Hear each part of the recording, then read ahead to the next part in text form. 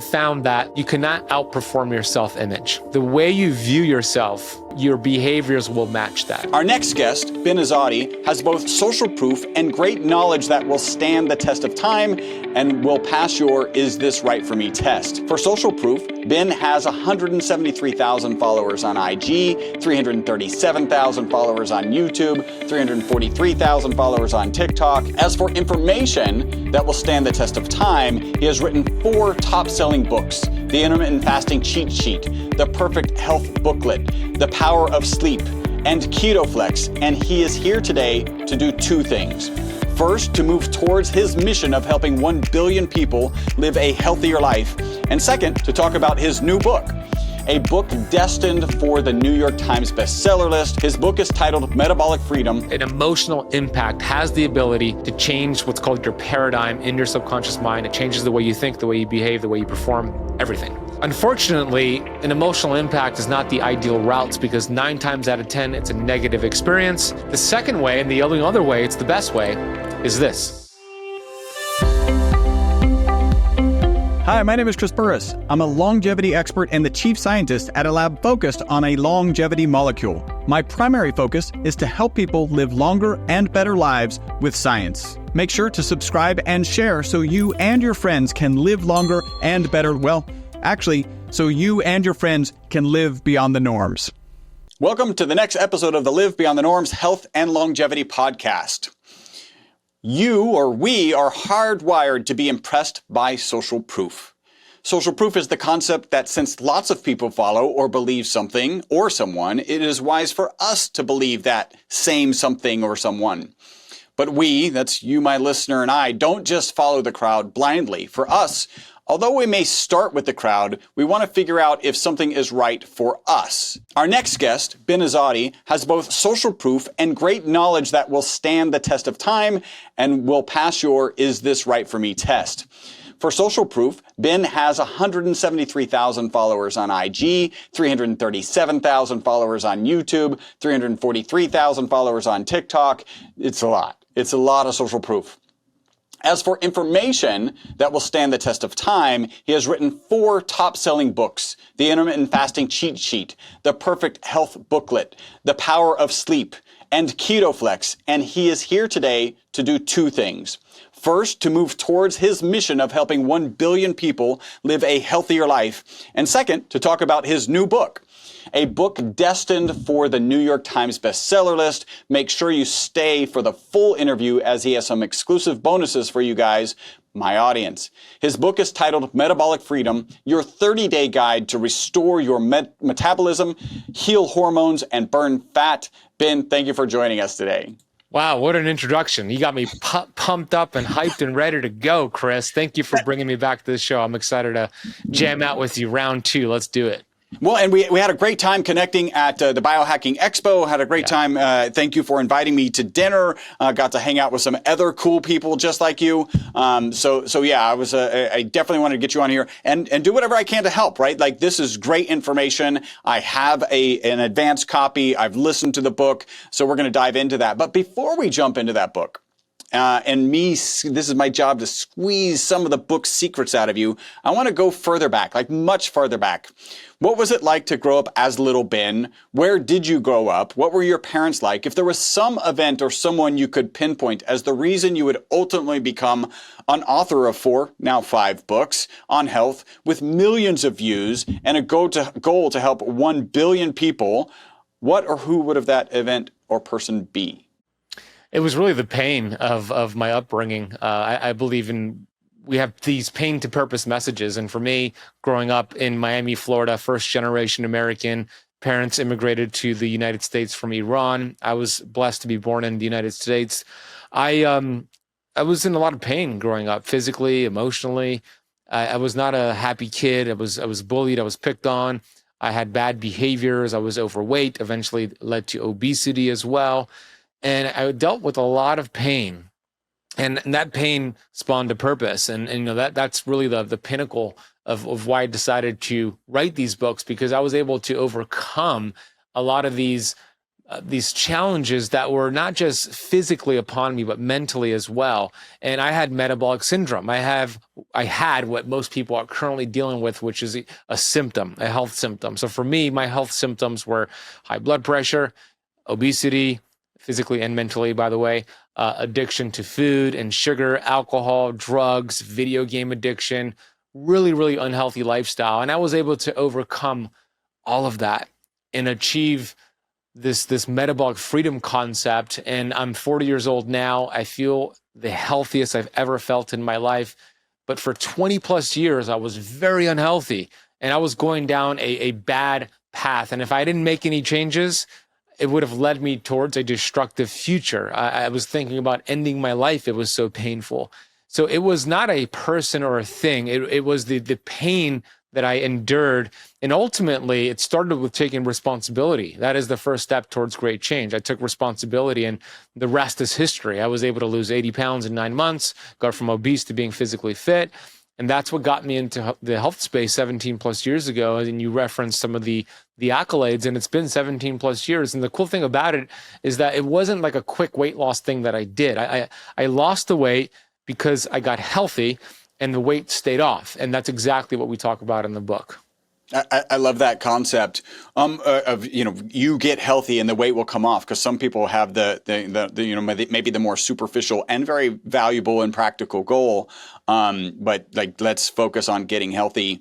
What did nutrition look like in your house and movement? I mean, you talked about being overweight and at some point obese. I imagine it wasn't ideal, but talk a little bit about kind of how your relationship with food was as you were growing up.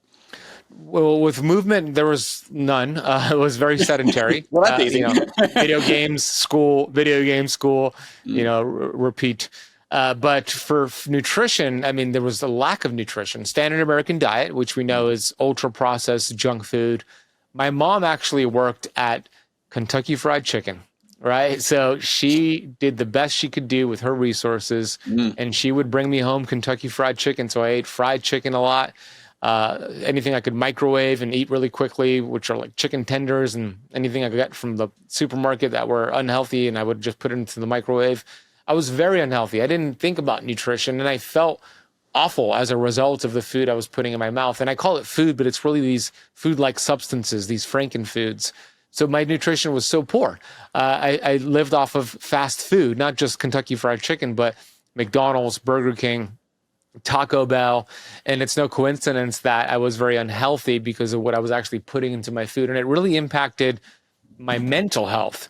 That's the thing I think most people don't make that connection, that the food you put in your mouth affects the thoughts you think and your mental well-being, and it leads to mental illness. And when you change the food you eat, things start to change in your brain as well, right? I had so much neuroinflammation, and I had depression. I was looking on the internet, looking for ways to end my life. Like, I was suicidal. That's how bad it was. But I'm happy to say, once I started eating real food and moving my body and doing all the things we're going to talk about today, all that's been gone. The depression, the suicidal thoughts. Now I'm happy, I'm healthy, I'm setting goals, hitting goals, and I live a very happy life. So, but that wasn't my life for 20 plus years. It was poor nutrition, no movement. And my mom, she was doing the best she could do with her resources, but she was working 2 jobs. My parents were divorced. I was hanging out with the wrong crowd. So all I wanted to do was eat Kentucky Fried Chicken and play video games. That was my lifestyle. Wow. And back then, you and I would probably have described that as like ideal, right? I get to play my video games. I get to eat the fried chicken. You mentioned Taco Bell. I actually once wrote a poem to Taco Bell because I love Taco Bell so much. I have it probably, I don't know, twice a year now, right? And that's an indulgence. And I'm certainly eating a lot less of it than in those seatings. You talk about a very emotional moment with your father in your book, and I think you were already on your health journey when that happened. I think. Can you walk people through kind of that journey and where your dad fits in this? So you're obese. You start this journey. Was there that one trigger that really did help you shift your mind? And then talk a little bit about your experience with your father. Yeah, so I had gone through my health transformation back in 2008. I lost 80 pounds in 9 months. It's what got me into the health and wellness and fitness space. And initially, I was a personal trainer. I would travel around Miami, go to clients. I would train them at their gym, at a park. I was one of those mobile trainers. I was a personal trainer, and I was doing that full time. And I didn't really understand cellular health and how to read studies and all the stuff that, I learn and teach today. And my dad had type 2 diabetes, and he always had it ever since I was a kid, but I never took the time to really study it and study the cause of it. I just put all my faith, and so did my dad and our whole family. We put all our faith into the medical system. So we just listened to his doctors, the conventional doctors, right? They said he needed to go on medication. He went on medication. They said to eat these foods. I would pick him up every Tuesday. I remember I would pick him up every Tuesday from his house, take him to the grocery store, buy the list of foods his doctors told him to eat, make sure that his medication was being taken, and then fill up his medication box for the rest of the week. And, that was how it went.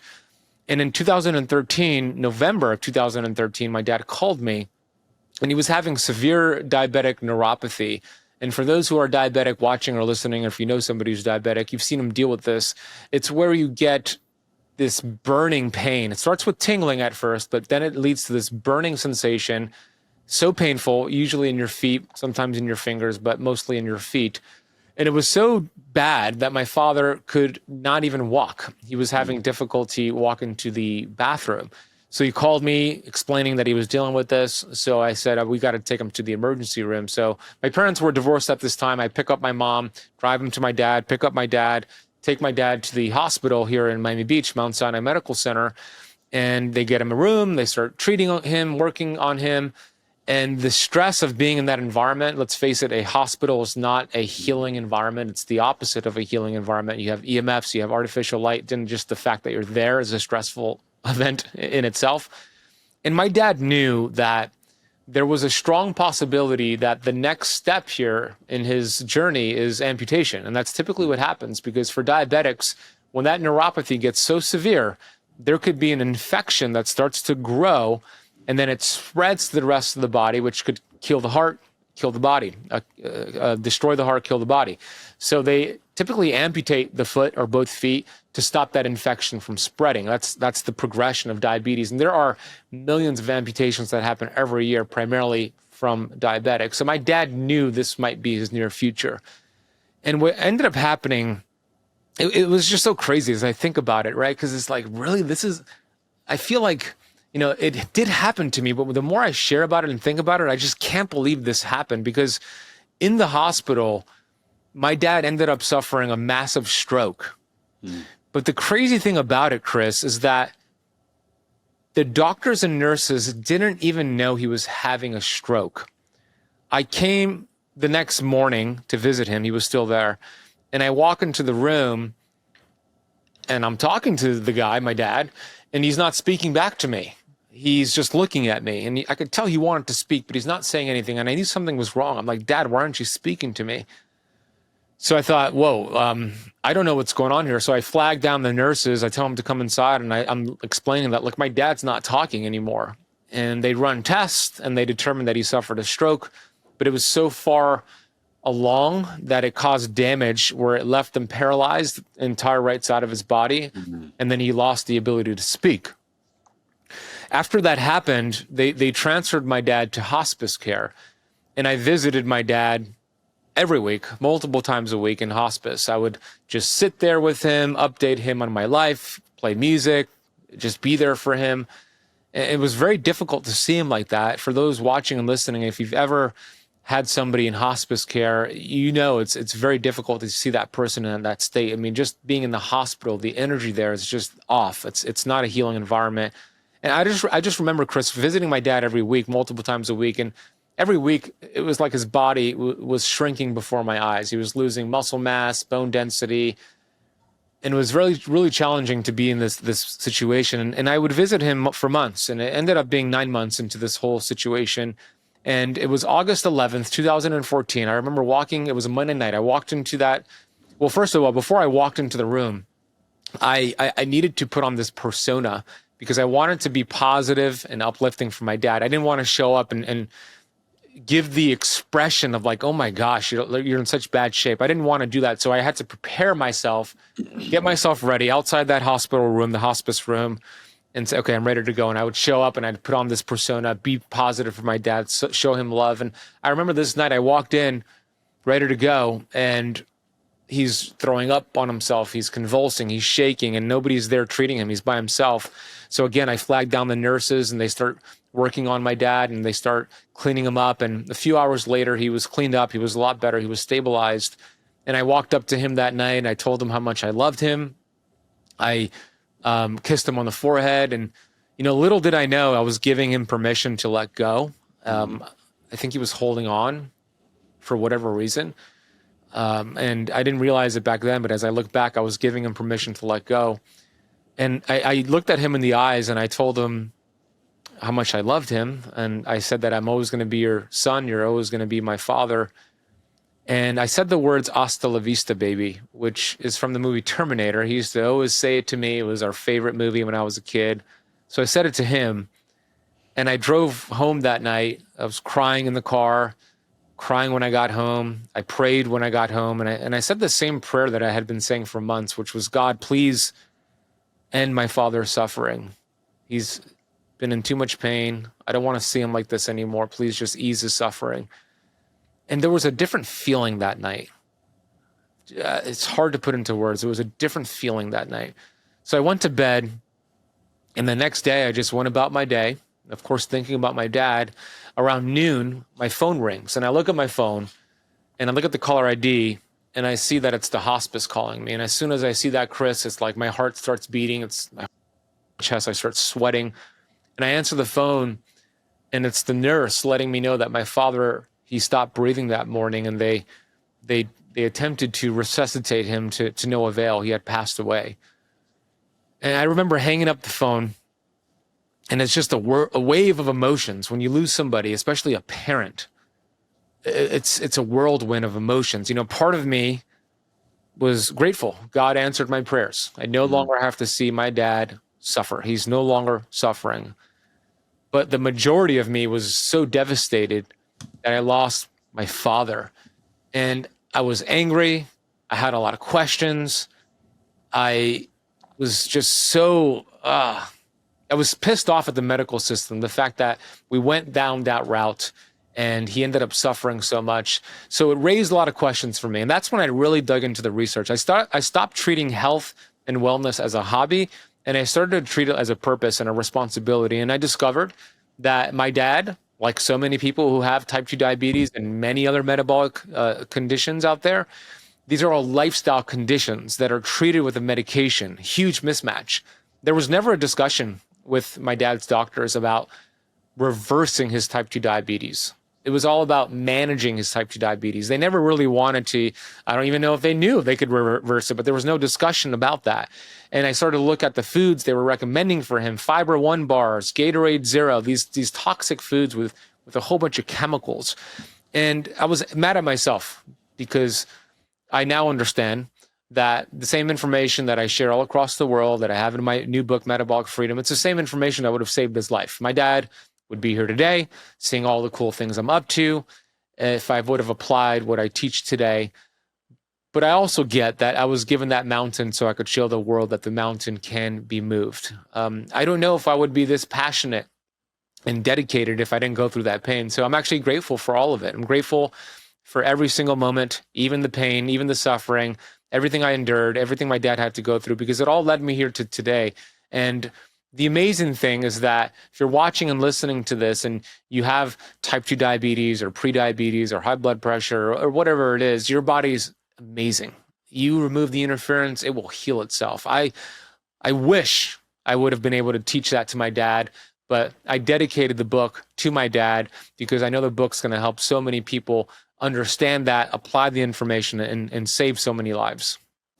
So first, thank you for sharing that, and that certainly moved me. And I shared with you in kind of an interview that we did off the cuff that I had a similar story, but I won't get into that. So thank you for sharing that. First, by the way, Terminator is an amazing movie. So, yeah, classic. That's actually sorry to cut you off, Chris. Yeah. On my dad's tombstone, it actually says "Hasta la vista, baby." That's awesome. Right? Like that's amazing. And I'm exposing my kids to like Terminator and all these kind of classic movies that we grew up with. Awesome. And I do have to share that things haven't gotten much better. So my son and I have 14-year-old twins. Son and daughter have ADHD. My daughter is off medication altogether. Wow. I have refused to increase the dosage for my son. So he's about 4 times heavier than when they originally gave the dose. So his medication is now down like 75%. And but we needed to kind of renew the prescription, and his doctor changed. So he's on a call, and I hear this from my wife. He's on a call with this doctor, and he's expressing to the doctor, "Yeah, I'm trying to figure out how to get off of this," right? And the doctor is like, no, this is something you're going to be on the rest of your life. It's kind of like diabetes. There is no cure. And my son, I think he mutes his computer, and my wife is right next to him. He's like, this doctor doesn't know what the hell he's talking about. Of course, my wife hasn't muted her microphone. Wow. Good. So, that's actually good. Right? Like, it's amazing what they pick up, because I don't know how much of what I'm saying they're picking up. Yeah. But I am preparing for interviews and stuff in the car, and they're listening to the audiobooks. I just think that's amazing. And I'll add one other piece. I visited my primary care physician, and I'm sitting there waiting for her. She comes in and she looks and tries to get her head around this particular chart, right? And she goes, "Oh, wow, you're not on any medications." It's like, what? So I'm 55 and I'm supposed to be on like that. That's sad. Right? Like, yeah. That may even be sadder than the sad American diet. So yeah, you're rare. Unfortunately, you're rare. Keep up the good work, like what you're doing, because this message has to be out there. And in fact, let's jump into the book. You have, I love to count these things. You have 274 citations. I don't know if you had totaled that up, but now you have your total, unless I missed some. So I didn't know that. Thank you. I had to add them up. Like, you could have made it more convenient for me, Ben. I'm going to write that down. 204 citations. Good to know. 274. 274. Got it.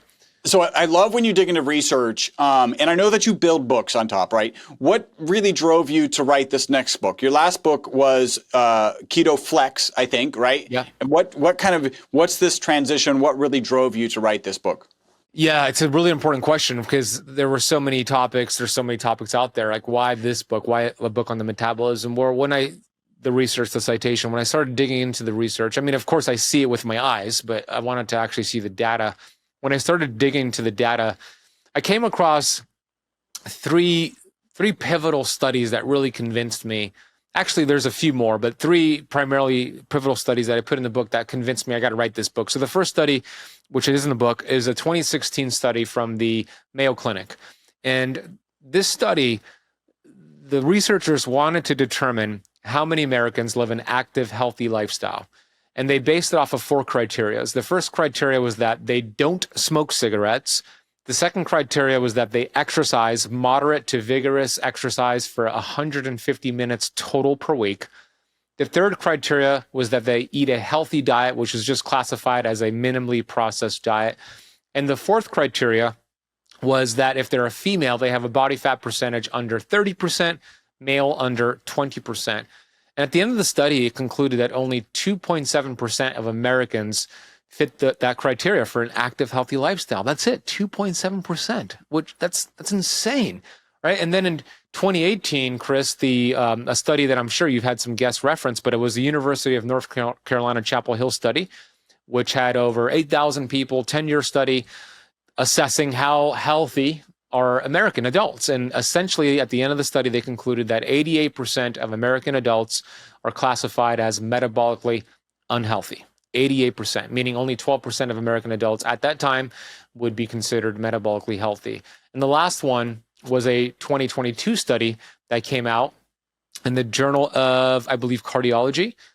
And it was looking at, of course, metabolic health. And it actually shows that it's closer to 93% of American adults being metabolically unhealthy. So we're seeing this trend in the right direction. And then I go and I see these clips on social media, right? I don't watch TV, but I'll see a clip of 60 Minutes a couple years ago. Somebody from the government representing the health department talking about obesity on 60 Minutes, telling people that are obese that it's not your fault, it's genetics.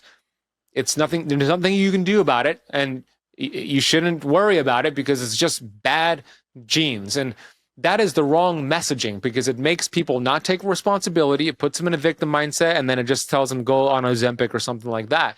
But when I look at the research in 1930 in the United States, the obesity rates were 1 to 2%.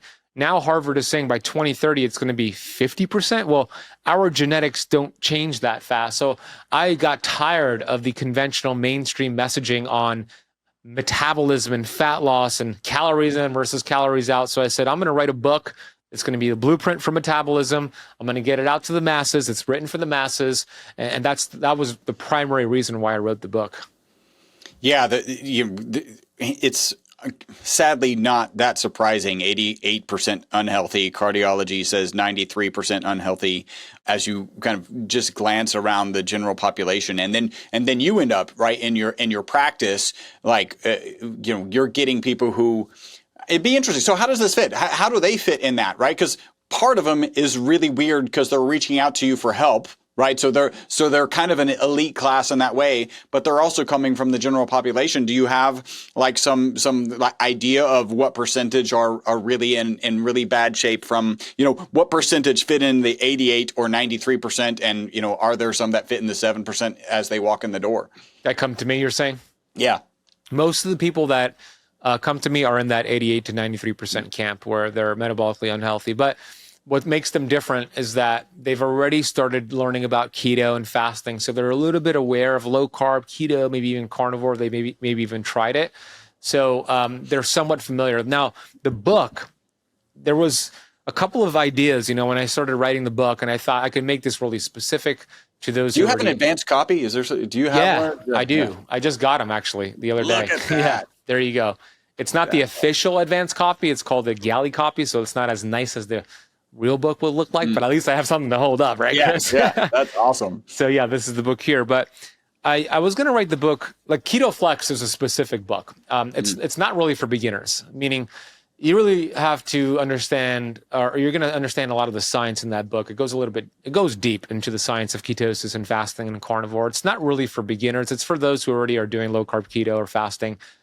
I was going to write another book like that, but I thought that's not going to hit like the masses. I want to reach the people I want to reach both those who already are doing keto and fasting and carnivore and understand it, and they could apply this and elevate their results. But I also want to reach those who have no idea what time restricted feeding is and intermittent fasting, and they have no idea what circadian rhythm is. So the book was written for the masses. And the cool thing about the way it was written, at the end of the book, there's a 30-day plan for beginners and for advanced. We separate it. Like if you're not new to this, you follow the advanced 30-day plan. If you're new to this, follow the 30-day plan, and we guide that person day by day, week by week for 30 days to achieve metabolic freedom. So Keto Flex was more for kind of technical, let's get into the science. And then Metabolic Freedom is, hey, this general practitioner. And it's interesting. You're trying to appeal to that 88 to 93%. Maybe you should have just said on the book, there's a donut in here or something. And then and you get people to read it. Free Chick-fil-A chicken sandwich of finish the book. For me, it would have been Taco Bell. I think we've already established that. Well, it's funny you say that, because when I watch NBA basketball, and when I watch these games, when they're shooting free throws, let's say like the Miami Heat, that's my team, when they have like signs up, if the opposing team, the opponent misses 2 free throws, we give away like the next day free Chick-fil-A sandwich, and everybody goes crazy for so you're right, like it incentivizes people to get fast food. Unfortunately, that will work. to get in behind that. So I want to touch a little bit kind of mechanics here. So we had dinner together, and one of the things that we ended up sharing was the process of recording the audio for the audiobook. How easy was that for you? Easy. Not a word I would use for that process. Yeah, as we spoke about at dinner. Yeah, it was a pain in the ass. Really challenging, but I'm glad I did it. It's done. And I love when authors narrate their own book. So I narrated the entire book. It's interesting because I'm looking at some of the pre-sales, and the majority of the pre-sales are coming from Audible. A lot of people like the Audible version. I'm an Audible guy myself as well. So I wanted to narrate it myself. It was very challenging. I spent about 27 hours in the studio. At the end of the book, at the end of the edits, the book will be around 6 to 7 hours. So just think about that.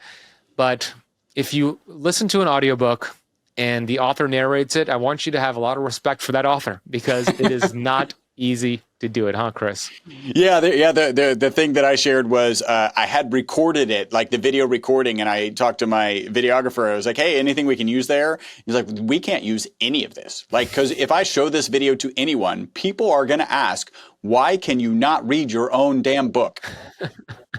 Metabolic Freedom, the title. Did you evolve this? Was it like, did you start? You had a working title? How did you end up landing on Metabolic Freedom? Ooh, yeah. I'm glad you asked the question, because I haven't shared, not a lot of people know the backstory. I don't think I've shared it much. So your podcast is getting the lowdown here. The word freedom means a lot to me. My last name, Azadi, actually translates to freedom in Farsi, which is the language of Iran. And I always think about the decision my parents made, the scary decision to immigrate from Iran to the United States, and for me to be born here and have freedom. And I think that word freedom is just so inspiring, not just to just me, but to so many people. Like, we all want freedom. We want financial freedom, relationship freedom, food freedom, and of course we want metabolic freedom. So it made so much sense to me, because it's a book on the metabolism. Freedom is my jam. It's my last name. And it's a spin on metabolic flexibility. We know Mark Sisson, the OG of metabolic flexibility, who actually endorsed the book. It's such an honor. Made that term popular, metabolic flexibility. So it's essentially that, just a different spin on it with my last name in translation to freedom. And as soon as I thought about it, I thought, this is a great name. This is it. It resonated with me so much so that I changed my podcast name from Keto Camp Podcast to Metabolic Freedom Podcast. So that's kind of the backstory. The freedom part meant a lot to me. Yeah, I like it. So in the beginning of the book, you've got the who's who of health and wellness experts praising your book already, right? Jason Fung, Robert Lufkin, JJ Virgin, Daniel Pompa, who you talk about in your acknowledgments. Also, Pompa, I think he was one of the first guys who kind of sent you down a path. Yeah. How much of an influence did these people have on you in the book? All of them that have endorsed the book have their fingerprints all over everything I do, and of course the book. Dr. Pompa especially. It's funny, because back to the audio thing, during the recording for the Audible, they give you the script, which is the manuscript, but they remove things that don't need to be read. And the acknowledgments were removed from that. They didn't want that in the Audible. I guess that's not part of the Audible. So I knew that there was a part that I wrote in the book, a couple paragraphs acknowledging Dr. Pompa. So I made a point, when I did bring him up in a chapter about a cellular healing diet and his diet variation, I went off script, and Hay House might not like it, but it's my book. I went off script, and I gave him the acknowledgement that I knew was not going to be later on in the script, because he's meant so much to me. I call him the GOAT, the greatest of all time of health educators.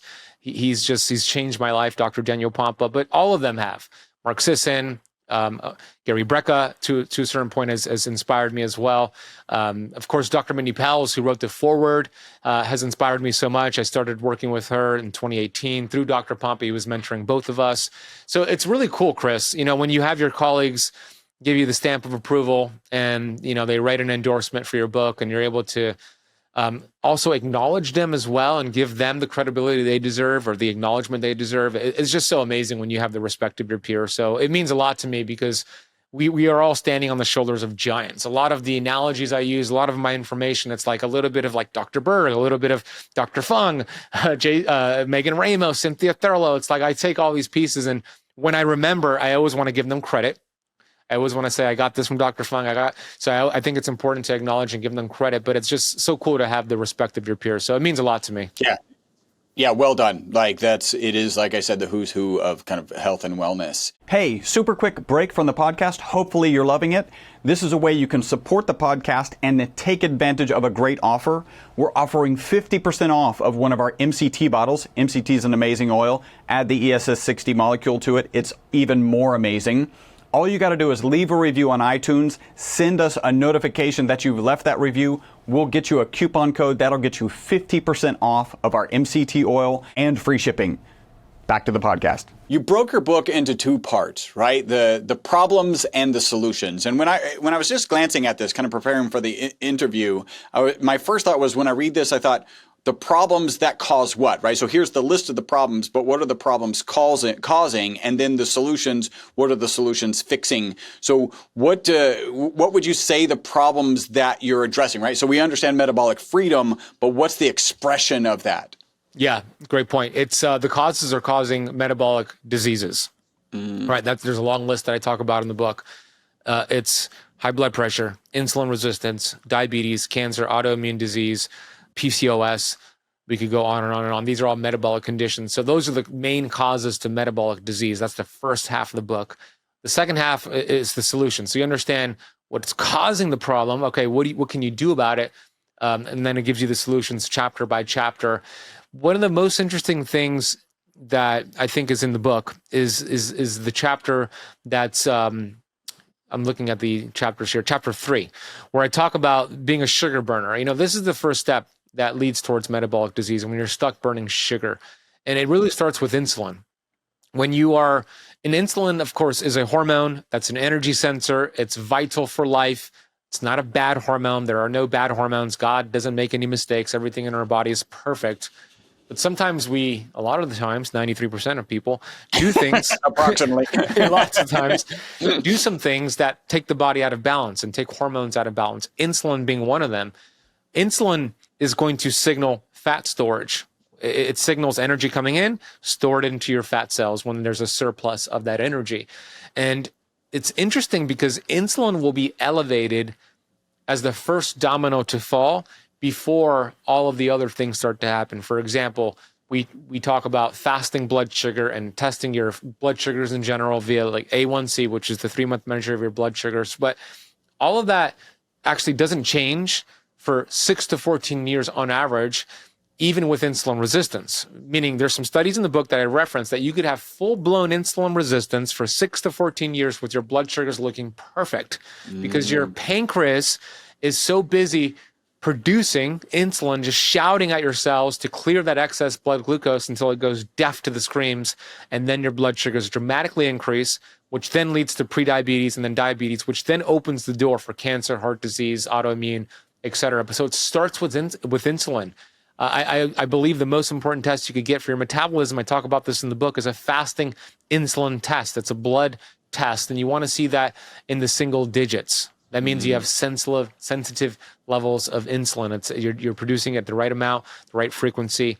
So that is really important because I think a lot of people maybe test their A1C, which is their 3-month average of their blood sugar, or their fasting blood glucose with their annual report or annual doctor's visit, but they're not testing their fasting insulin. So I encourage those watching and listening, please, at least once a year, test your fasting insulin. It'll give you a lot of clues to which direction you need to go towards.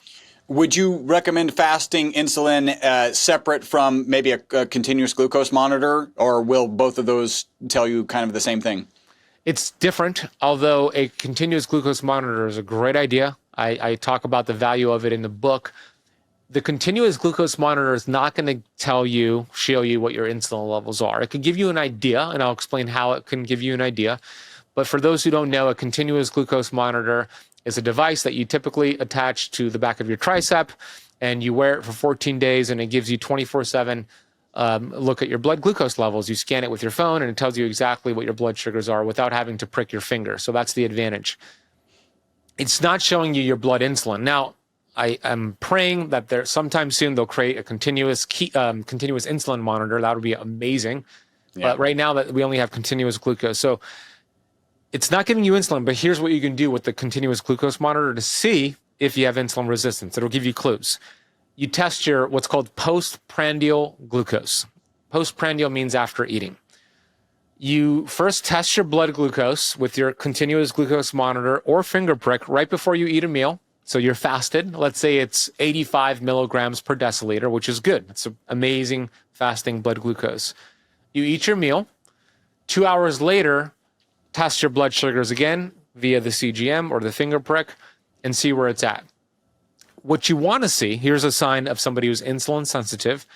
You want to see your blood sugar levels back down to around 85 2 hours after eating. 90, 85, around that level, close to the baseline. If you don't see that, if your blood sugar levels are 120, 130, 140 or higher 2 hours after eating, that's a huge sign that you have insulin resistance. Your body is not producing enough insulin.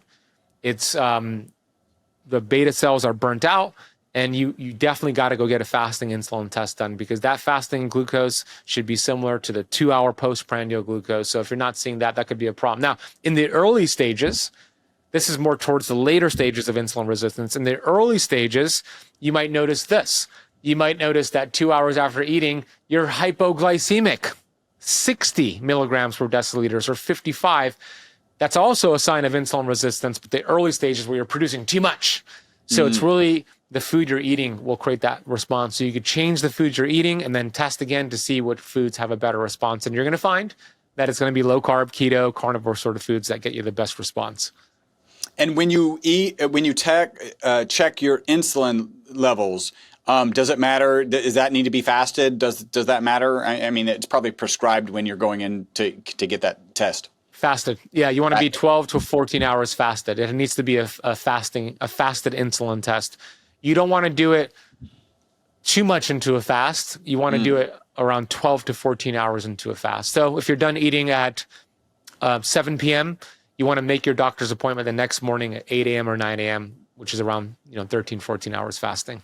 It's kind of interesting. I went to for my healthcare practitioner visit, yearly visit, and they asked, like, "Are you fasted?" And it's just kind of fun to say, "Usually." No big deal. Yep. 20, you should say something like, "Yep, 36 hours into a fast."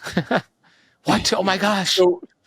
So you talk in your book about flex days, and I actually spoke with a mutual friend of ours, Robert Sykes, right, the keto savage. Yeah. And he's been in straight ketosis for 11 or 12 years. What are your thoughts there?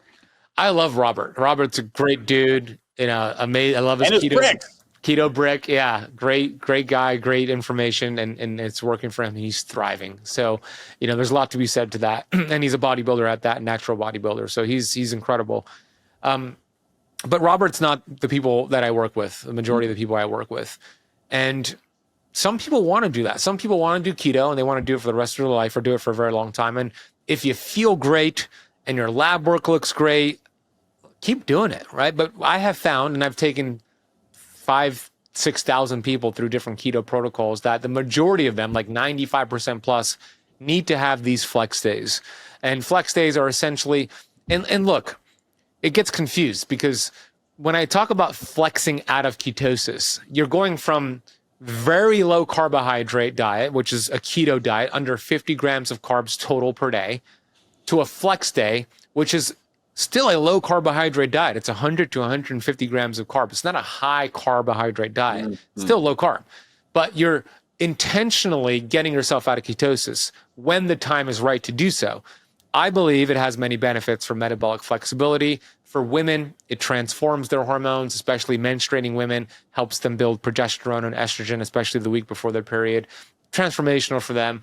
And it just helps with like thinking about the long-term solution, meaning you don't have to be as restrictive. You could have these flex days during an event, a wedding, a party. I'm intentional with the language that I use. I call them feast days or flex days. I don't call them cheat days. It's healthy carbohydrates. It's still low carb, just not low carb enough to be in ketosis. So Robert might disagree. And look, there's different ways to flex, by the way. And Robert has I've spoken to him about this before. We've lectured on different stages. You could flex with a high calorie, high protein day and still get a similar effect. So there's different ways to do this. But I have found that most people love the flex days. I personally love the flex days. And we're not flexing if you're still type 2 diabetic or insulin resistance.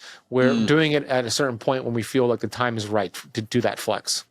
Well, yeah, and I think the flex day also just speaks to kind of human nature and how good are we at depriving. And, he is a bodybuilder, right? And so he's depriving himself regularly. And so that's just very natural for him. So, but I just thought it was interesting as I was preparing for that interview. It's like, wait a minute. Ben says like you shouldn't be in ketosis all the time. And it depends on the person. Yes. You have about 50 pages of recipes. are you a cook? Where did the recipes come from? Do you have like one recipe in your book that you really love? You know, I don't like to cook. I despise it. I think it's a waste of time. I actually only eat keto bricks. That's all. Keto bricks. That's it. I really don't enjoy cooking. My fiance doesn't either, so it's a problem in our household. But I know the best way to get amazing results is to cook your own food, prepare your own food. You control everything. So I actually hired a food journalist for these recipes, and I gave her the guidelines. I'm like, look, no seed oils, no high plant toxin foods. We want to hit these protein requirements on each meal, only these fats, these vegetables. So I worked with her, gave her all the guidelines, and we went back and forth for about 6 months to create that amount of recipes in the book. So there's breakfast, lunch, dinner in there. I also don't like the fact that it takes time to cook. So I wanted to make sure they're easy to make. It's not a whole, when I look at a recipe and I see it's like 3 pages long, takes you 2 hours to make, I'm not going to do it. Right. So I wanted to make these, I wanted to make these easy to prepare, easy to do. And I have to admit, I have not made the majority of these recipes in here, but she has. She tested them out. I wasn't going to ask because I wasn't going to put you on the spot. Yeah, no, I have not. Because I made a few of them. Anything with eggs I'll make. But, let me just open it up here. And this one I like. Warm bacon, egg, and asparagus salad. That's my jam. I love asparagus. I love eggs. I love bacon. And this one says it takes, does it tell the time how long it takes to cook this one? No, it doesn't. But it should take less than 30 minutes for this one. But it tells you the macros and all that. So yeah, I don't like to cook, but I know people like to cook. I wanted to have recipes. Recipes are a big thing, and that's why I have it in the book. But the food journalist does, and she knows what she's doing. So as long as it has my guidelines, I'm happy with it. No, I like that, right? Because like even as an expert in this, you're human, and right, so you're just accommodating for the general population, right? Like when you give them recipes, they're more likely to succeed. And I think your goal is like parts of this book aren't written for you, right? A lot of it, like the recipe section is not written for you. It's written for the audience. And I really appreciate that you would, one, be aware that needs to be done, right? Smart enough to know that needs to be done and then go actually do it, right? To go hire somebody to help you with that. Exactly. Yeah. When I read a book and there's recipes, I never read the recipes. I never follow the recipes. I don't care about the recipes, but a lot of people do. Yeah. So you could rest assured the recipes are up to my standards because I would not allow them in the book if it wasn't. And the food journalist is pretty legit. She's worked on some pretty big books before, so she knows what she's doing. I don't. She does. So if someone could only take one thing from the book, right, and apply it immediately, what would you have that one thing be? Chapter 10. Best chapter in the book, bro. Chapter 10. How your thoughts influence fat loss and health. I know a lot of people buy books, they don't read the whole book. So if that's you, at least read chapter 10. Listen to chapter 10. I was really excited when I was narrating it in the studio. I told the studio engineer, wait till we get to chapter 10, and he loved chapter 10. So I don't say this to impress. I say it to impress upon. I believe, Chris, and I've read a lot of health books. I've interviewed 900 plus people on my podcast over the years, been in the health space for 17 plus years. I believe chapter 10 of Metabolic Freedom is the greatest chapter or one of the greatest chapters in any health book in the history of time. I really believe it has the ability to change your entire life, not just your health, but everything in your life. It's just, I put so much into it. I love chapter 10. So the takeaway would be the self-image part in that book. The chapter 10 gets into placebo effect, the nocebo effect, vitamin G, the science of living on purpose with your purpose, the science of longevity on that. But there's also a part on the self-image. And that's the part I want everybody to take away from this book if there was nothing else. Because I have found that, and I'll explain what that means, but I have found that you cannot outperform your self-image. Okay? The way you view yourself, your behaviors will match that. I'll give you an example. I had mentioned earlier in the conversation with you, Chris, and in our previous conversation that I was obese for 20 plus years of my life. My self-image was always of an obese person, an obese man, an overweight guy, and somebody who had low self-confidence, low self-esteem. And I went through my health transformation and I lost all this weight. But as I was going through my journey of weight loss and health, I kept finding ways to course correct to match the self-image of an obese person. So I'll give you an example. I would make some progress for 2 weeks, and my self-image would be a mismatch. This new person who's eating healthy and exercising doesn't match the self-image. So then I would find myself in my pantry eating Oreos, eating ice cream, and sabotaging myself to go back to the old self-image. And we do that. Everybody does that. And if you're trying to lose weight, for example, with a lot of people who get this book are trying to lose weight, they're going to have a self-image of an overweight person if you've been overweight for the majority of your life or a good portion of your life, like I was. And if you don't change that self-image, I'm sorry to say this, but it's going to be really difficult to achieve that healthy body weight that you want to achieve. You're going to find a way to course correct. It's called Psycho-Cybernetics. Chapter 10 talks about this. It's from a book called Psycho-Cybernetics from Maxwell Maltz. Essentially, this guy in the 1960s was a plastic surgeon, and he noticed that when he performed plastic surgery on his patients, these patients would have facial disfigurements, and they were really unhappy with the way they looked. So they would pay him to perform plastic surgery. He was one of the top surgeons in the world. He would remove their facial disfigurements. But here's what he noticed. He noticed that when they looked in the mirror after the surgery, they would still see the facial disfigurements. They would still act the same way, even though they looked completely different, because their self-image identified with that disfigurement. We do the same thing with our self-image of an obese person. So if you're overweight and that's your self-image, I'm an overweight person, you could make the conscious decision, I'm going to lose weight. That's in your conscious mind.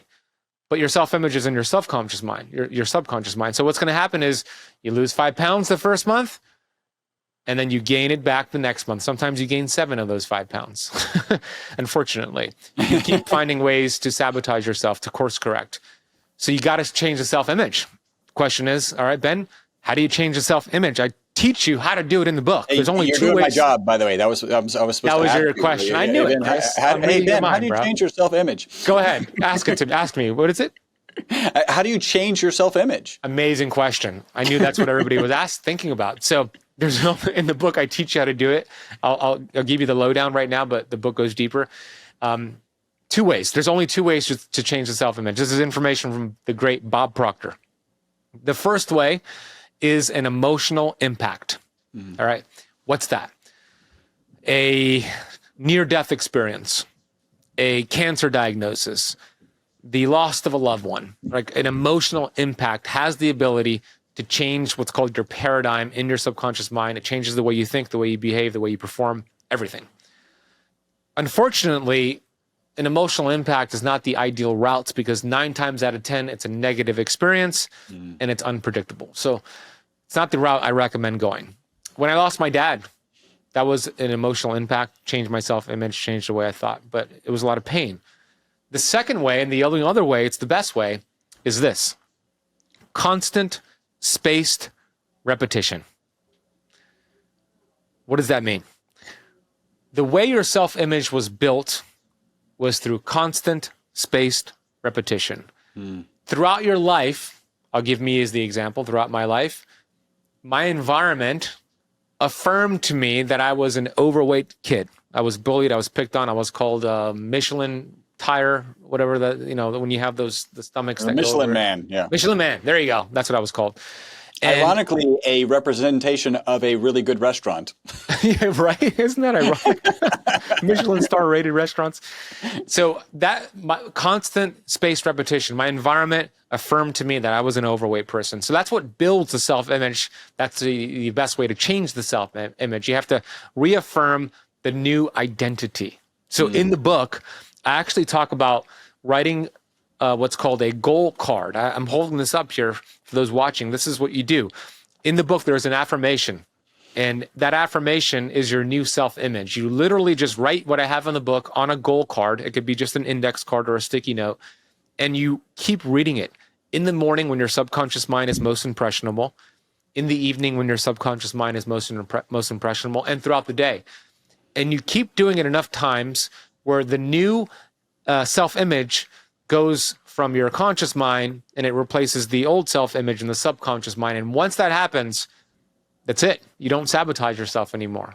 You don't, you keep making progress. You stop putting the brakes on your progress. Now, it doesn't happen overnight, but the more focus you put into that, the more intention you put into that, the faster it's going to happen for you. And I do this for all of my goals, not just health. So in the book, there's an affirmation, there's a goal card in there. That's the biggest thing I want you to take from it, for those watching and listening, because it has the ability to change everything. Because once you get that self-image changed, everything will work for you so much better. I think that's so powerful. And I will add, because at one point I was going to ask if you had affirmations, and that's at least a type of affirmation. It is an affirmation, but it's a type. And when you do affirmations, the more emotions, the more senses you can bring into them, right? If you have a smell, if you have a sensation of where you're at and sounds associated with it, those will make it more real. Exercise is another. While you're exercising, like, you end up speaking more directly to your subconscious, and that's a great time to do. Like, every time if you're jogging, every time your right foot is going down, I have a paced out affirmation. And I'm going to share with you, I've got a really good friend of mine. His name's Patrick Wanis, and he's got a process called subconscious rapid transformation technique. And he goes in, digs, he's unbelievably intuitive, unbelievably emotionally intelligent, and goes in and helps walk you through understanding where the learning came from, because it came from a place, and usually the place is trying to protect you. And then how can we relearn it? And I like to describe it. He describes it as, like, let's peel off this first onion layer and then work on the step. So I'd be happy to introduce you guys, because I think you would so geek out. He actually calls what you described the law of deservedness, which is you have today or don't have today exactly what you believe you deserve here. Not here, right? Here. And if you get more than you believe you deserve, at a minimum, you won't enjoy it or you'll sabotage it. And that's exactly what you're talking about. So yeah, I agree. You know, mindset is everything. All right. So I wanted to do something. You have, if somebody pre-orders the book, they can get some special stuff. Like, what's the special stuff? And then I'm actually going to get that special stuff, or at least apply for it today. So what's that special stuff? I love it. Yeah. So we have a special offer for anybody who either pre-orders the book, or if you're watching or listening to this after the fact, we'll still give you the special gift here. But when you go to metabolicfreedombook.com, Chris is going to show you this.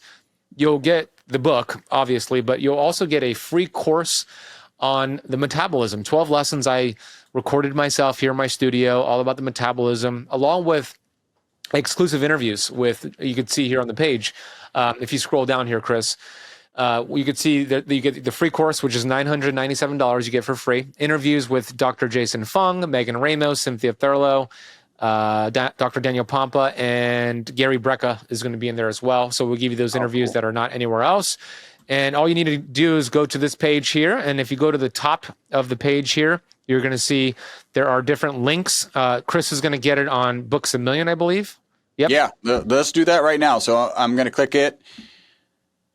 And by the way, you're helping Ben out by choosing some of these different ones. Everyone goes to Amazon, and there is some value in, his goal is to be a New York Times bestseller, for Metabolic Freedom to be a New York Times bestseller. And I believe I truly believe it's worthy of that. And so by choosing some of these others, it actually can help in pursuit of that. That's right, Chris. Thank you so much for mentioning that. Absolutely. So add to cart. I actually already have it in the cart. Super simple. And then I've actually already got my credit card information in there. It's hidden. So don't, if you're listening, don't rush to the computer. I already wrote it down if anybody wants it. And then I'm going to review order. And what happens here, so once you process the order, then it's going to give you an order number, obviously, and you're going to go back to that original page, and then you'll put your name, email, and order number once this goes through. Yeah. There is the slight possibility that I left this open, and so it's not happy that I left it open.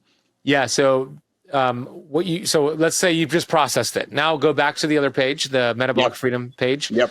Then what you're going to do is put your first and last name, email, and you're going to put in your order number. In this case, we don't have it yet, but when you get your order number, you put it in there. And then what happens is you'll get an email sent right away. And then once you submit it, then you'll get an email that says, thanks for ordering the book. Here is a link to get the free bonuses. And then you get automatic access to the course and then the interview. So as simple as that, just like Chris just showed right there. Excellent. And that's not go. I will process that here shortly. I don't want to take up time. Thank you, bro. I appreciate that. Yeah, no, it's absolutely an amazing book. You like I mentioned, have the accolades of a lot of people who are, the who's who of health and wellness, and have put obviously a lot of thought into this, even on things that wouldn't be your thing, like a recipe. I do have one short story. I once cooked for my friend Patrick. He was visiting, and he finished the meal and he sat back and he goes, "Well, thank you. That was filling." That means it, wasn't that great. It was hilarious. All right, so I have one last question because I have a collection of really wrap-up questions. You did that fairly recently. Yeah. If you were Robert F. Kennedy and could wave a magic wand, which doesn't exist, but indulge me, what would you use that magic wand to change? Oh, man. There's so many things we need to change, right? But if it was one thing, you're holding me to one thing. We'll start with one. But if you're going to be a New York Times bestselling author, if you want to steal three, then you have that luxury. Remove the chemicals from our food. We live in the most toxic world than ever before. Chapter 5 in the book, Metabolic Freedom, is all about environmental toxins as it leads to how it leads to metabolic disease. So removing glyphosate, removing the fluoride, removing the heavy metals from our food supply. Removing these toxins, which food is the perfect way. It's the majority of how we're getting these toxins is through the food supply. So number one would be having strict regulations on environmental toxins. Number two would be to stop allowing big pharma to promote on television. There's only 2 countries in the world that allow big pharma to market directly to the consumer, the United States and New Zealand. We need to stop it. Stop allowing them to brainwash us on television. That's number 2. I'll give one more because you said I could do 3. The third one is that we need to take care of the corruption. The American Heart Association, Diabetes Association. There's so much corruption with the funding of these studies. There's so many special interests that needs to be looked into. There should be no special interests. The interest should be of metabolic health for the people. So those would be the top 3 things I would wave the wand and do. I love it. And, one of the things that you were talking about is pharmacies and you have these drugs that get advertised on TV. And when you start to dig into this, I think it'll surprise a lot of people how low of an efficacious drug is actually on the market, right? Like, so it helps, 12% of the people to the degree of like 5%. And because it's safe, right? Relatively safe. It's gone through at least those protocols. It's on the market. And you're like, but I wouldn't take that. That doesn't sound like a highly likelihood of success. And often these are, forever drugs. Like you're committed to taking them forever. I don't know if you have any comments about that. Yeah, no, exactly. And 75% of all the television commercials in the U.S. are funded by big pharma. 75%. Wow. It's ridiculous. And none of them get to the cause. To your point, Chris, they're masking the symptoms. They're not getting to the cause. Not to say you should get off your medication and work with your doctor, but eventually you want to get off your medication by working with your doctor. They should be working with you to de-prescribe, not working with you to prescribe. And maybe I just set up my son as a coach because he's already telling doctors Perfect that they example. don't even know. Exactly. It's good. Great. All right. One last question. What in the near future are you excited about? I just, everything that I'm doing, I love what I'm doing and I just want to do more of it. I want to speak more. I'm excited, I'm excited about the Maha movement, not to get political at all, but as soon as I say Maha, people get political. Shut down. Yeah, they shut down. But I'm excited I'm excited about the focus on metabolic health. I've never seen it before get this popular. I'm excited to see people talk about it, learn about it. The discussion, the awareness of seed oils is becoming more popular. So I'm excited about that. Our messaging, Chris, is now being received more and more from the masses. And I think we're going to see more of that. So it's a super exciting time for us to be alive. All right. So we gave out the link, right, which was ketocamp.com / No, it's metabolicfreedombook.com. Metabolic book. Metabolicfreedombook.com. We changed it. Yep. That's my bad. So I should have told you. metabolicfreedombook.com. Yep. Where else can people track you, find you, connect with you? My main website, benazadi.com, has all my socials, podcasts, courses. So benazadi.com, my full name. Okay. And you're on, as I mentioned, IG or whatever, all under Ben Azadi? The Ben Azadi. The Ben Azadi. Only Okay. because it was taken, not because I wanted to be the Ben Azadi. it was taken by somebody else. You opted for the over a Ben Azadi? Yeah, I did. Yeah. I like the All right. better. You can get metabolicfreedombook.com. Go pre-order it. Let's help him get to New York Times bestseller. And then follow him, the Ben Azadi, and then check out what he's doing at benazadi.com. Ben, thank you so much for joining us today. I appreciate you. You're a great interviewer. I had fun hanging out with you and your wife here in Miami for the Biohacker Expo. And I'm grateful for our collaboration and friendship. I appreciate you, Chris. Thank you so much. Same here. Thank you, Ben.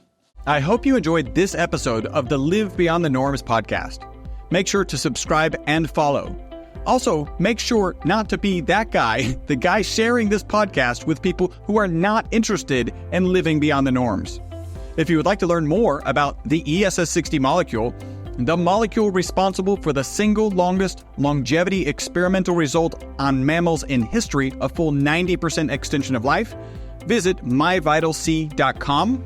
That's myvitalc as in carbon.com.